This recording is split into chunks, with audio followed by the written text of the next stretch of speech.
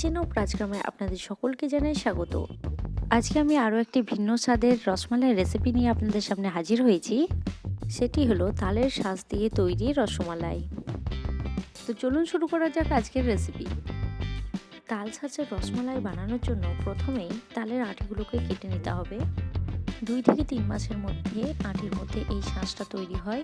তালের আটিটা খুব শক্ত হয়, তাই খুব সাবধানে দা দিয়ে কেটে নিতে হবে। ঠিক একইভাবে তালের সমস্ত আটিগুলোকে কেটে নিয়েছি। এবার চামচ দিয়ে আটি থেকে তালের শাঁসগুলোকে ছাড়িয়ে নিচ্ছি। আটি থেকে সমস্ত শাঁস ছাড়ানো হয়ে গেছে। শাঁসগুলোকে ভালো করে ধুয়ে পরিষ্কার করে নেব।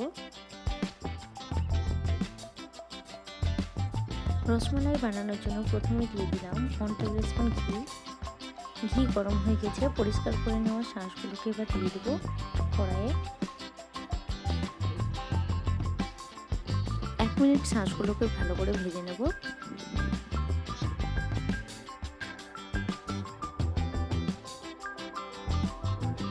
এক মিনিট ভেজে নেওয়ার পর এবারে দিয়ে দিব দুধ।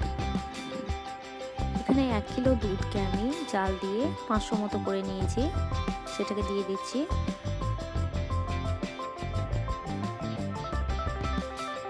দুধটা এখন খুব ভালোভাবে ফুটতে শুরু করেছে। এই পর্যায়ে দিয়ে দিচ্ছি একটা এলাচ। দুধটাকে আরো ফুটিয়ে কমিয়ে নিব।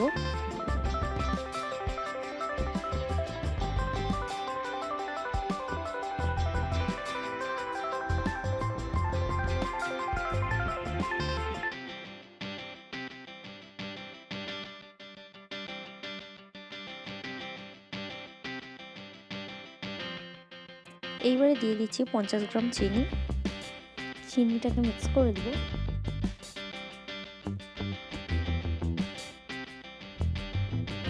আরও 2 মিনিট মতো ভালো করে ফুটিয়ে নেওয়ার পর দিয়ে দিচ্ছি গুঁড়ো দুধ 1 টেবিল স্পুন। গুঁড়ো দুধটাকে ভালো করে মিশিয়ে দিচ্ছি।